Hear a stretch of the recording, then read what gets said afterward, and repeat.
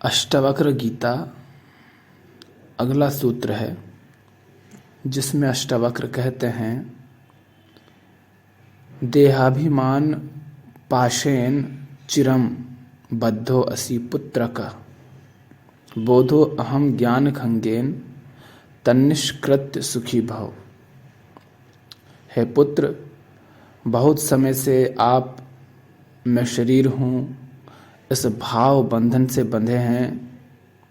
स्वयं को अनुभव कर ज्ञान रूपी तलवार से इस बंधन को काटकर सुखी हो जाएं।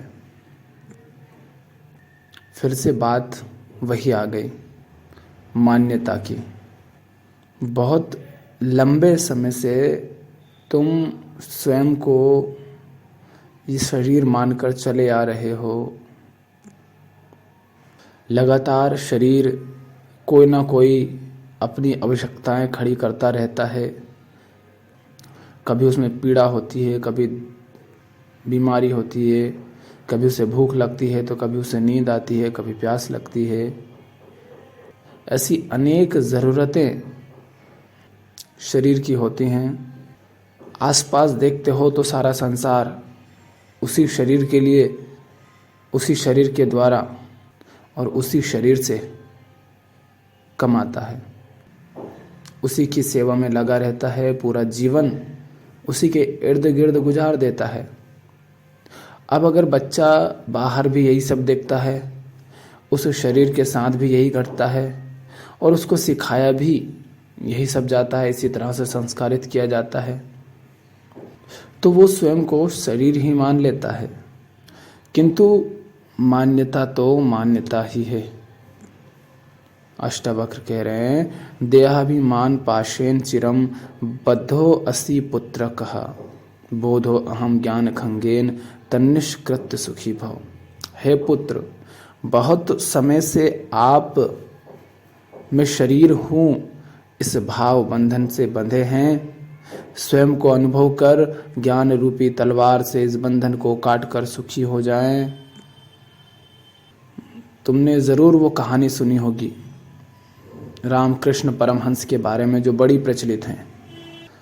वो माँ के प्रति इतने आसक्त थे, माँ से उन्हें इतना मोह था कि जैसे ही वो आंखें बंद करते तो माँ की छवि मन में उभर आती थी। अब वास्तव में माँ उनको वैसे दर्शन नहीं देती थी, वो खुद ही माँ की कल्पना कर लेता था। माँ नहीं बोलती थी, माँ मन के द्वारा की गई वो जो काल्पनिक छवि थी वही बोल रही होती थी। किंतु रामकृष्ण उसी में खो जाते थे। तो वो अटक रहे थे मार्ग में, माँ से मोह हो गया था। तो गुरु ने यही कहा कि माँ को तलवार से काट दो। और रामकृष्ण पूछते हैं कि तलवार कहाँ से लाऊं, तो वो कहते हैं कि जहाँ से माँ को लेकर के आए हो वहीं से तलवार भी ले आओ। माँ को भी तो बस माना भर है ना, माँ को भी तो बस कल्पना में ही रचा है ना, तो वहीं से एक तलवार भी रच लो। जैसे माँ को मान लिया वैसे तलवार को मान लो। तो रामकृष्ण ऐसा ही करते हैं। और जैसे ही गुरु सर पे थोड़ी सी चोट देते हैं तो रामकृष्ण तलवार चलाते हैं, माँ के टुकड़े हो जाते हैं, माँ ख़त्म हो जाती हैं। पर क्या सचमुच कोई माँ ख़त्म हुई? नहीं, बस वो मान्यता थी। तुमने सुना होगा और देखा भी होगा कि कई लोगों को सचमुच ऐसा होता है कि जैसे उनको भूत दिखाई दे रहे हैं, वास्तव में भूत है नहीं, वो उनके मन के अंदर ही जो कुछ चल रहा है, जो छवियाँ बना ली है, जो भ्रम पाल लिए हैं, उन्हीं के कारण उनको ऐसा भ्रम पैदा हो रहा है। और उनके लिए ये असली है। क्यों? क्योंकि भले ही भूत नहीं है, लेकिन चूंकि वो माने बैठे हैं तो उनको सचमुच ऐसा लगता है कि भूत होता है। तो जिन लोगों को भूत दिखाई भी देता है, बहुत सारे लोग होते हैं जो सिर्फ नाटक करते हैं, पर उनमें कई लोग ऐसे भी होते हैं जिनको सचमुच दिखाई देता है। भूत होता नहीं है, उनको बस दिखाई देता है। क्यों? क्योंकि उन्होंने अपने मन के अंदर ऐसा मान रखा है।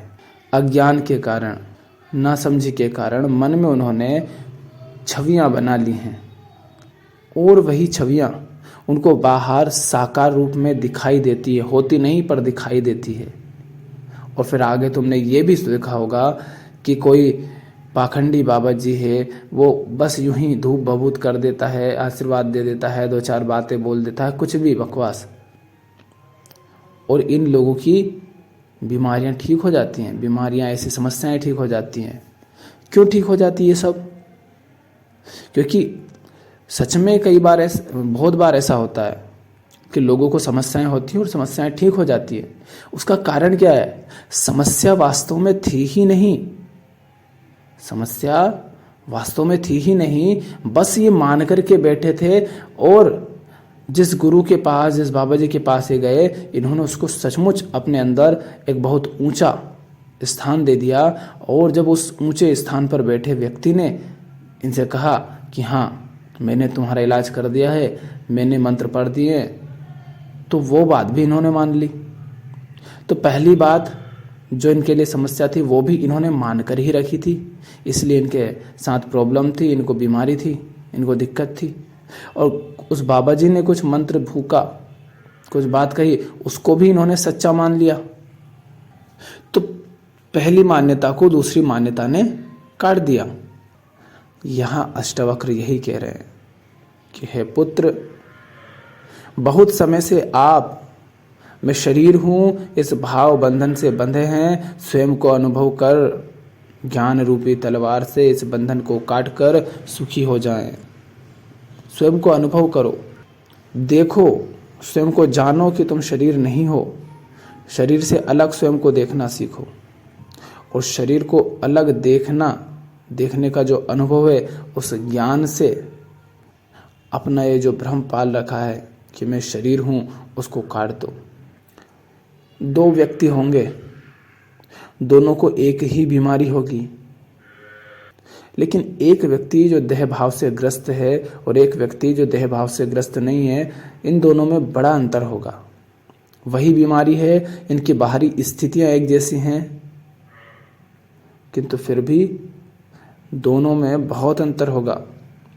क्योंकि जो देह भाव से ग्रस्त नहीं है वो उस बीमारी का सिर्फ साक्षी होगा। बीमारी है, शरीर को है, लेकिन उस बीमारी से वो अपना तादाद में नहीं करेगा। और दूसरा व्यक्ति जो शरीर भाव में ही जी रहा है, स्वयं को शरीर मानकर ही जी रहा है, वो उस बीमारी को इतनी बड़ी समस्या मान लेगा, क्योंकि उसे लग रहा है कि बीमारी उसे लगी है, क्योंकि वो स्वयं को शरीर मान रहा है। तो वो बीमारी उसके लिए वैसी हो जाएगी जैसे कोई खाज खुजली हो जो एक जगह होती है और पूरे शरीर में धीरे धीरे फैल जाती है। दूसरे व्यक्ति का मन अशांत रहेगा, वो दुखी रहेगा, वो डरा हुआ रहेगा, मौत का भय उसे बार बार सताएगा। कौन डरता है मौत से? मौत से वही व्यक्ति डरता है जो स्वयं को शरीर मानकर बैठा है, क्योंकि शरीर के ही मिट जाने का तो भय होता है, शरीर के साथ जो संबंध जुड़े हैं उनके मिट जाने का भय होता है। किंतु तुम शरीर हो, ये बस तुम मान रहे हो, पर तुम शरीर के बदलाव में स्वयं को स्थिर देखो। शरीर एक बहती धारा है जिसमें तुम सिर्फ उसके साक्षी भर हो। सब कुछ बदल जाता है बाहर, शरीर बदल जाता है, विचार बदल जाते हैं, अनुभव बदल जाते हैं, मन बदल जाता है, हर चीज बदल जाती है, किंतु एक तुम होते हो जो इन सब बदलावों के बीच भी स्थिर और शांत रहते हो। ये बात जान लेना ही ज्ञान है। इस ज्ञान से ही मैं शरीर हूँ, इस भाव रूपी बंधन को काट दो। फिर जो शरीर भाव से मुक्त हो गया, वो शरीर भाव के कारण उत्पन्न होने वाले सुख और दुख से भी मुक्त हो जाता है, उनका भी साक्षी हो जाता है। फिर उसे असली सुख मिलता है जिसे कि आनंद कहते हैं, और वो उपलब्ध है ही बस इस मान्यता से मुक्त हुए कि मैं शरीर हूँ, त्यों ही तुम उसमें स्थापित हो जाते हो। हाँ, किंतु उस आनंद का अर्थ ये बिल्कुल नहीं है कि तुम हंसते रहोगे, उसकी कल्पना नहीं कर सकते। उसका अर्थ बस इतना ही है कि तुम ना तो सुख में सुखी हो रहे हो, ना दुख में दुखी हो रहे हो। सुख आता है, सुख चला जाता है, दुख आता है, दुख चला जाता है। तुम बस उसके साक्षी भर रह जाते हो। ना तुम सुख में बह जाते हो, ना तुम दुख से विचलित हो जाते हो। आनंद में होने का अर्थ ये बिल्कुल नहीं है कि सुख नहीं आएगा या दुख नहीं आएगा।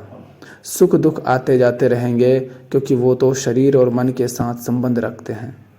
तो जब तक शरीर है, जब तक मन है, तब तक सुख दुख रहेंगे, किंतु तुम उनसे अछूते रहोगे, तुम उनके साक्षी रहोगे। तन्निष्कृत सुखी भवा, इस बंधन को काटकर सुखी हो जाएं।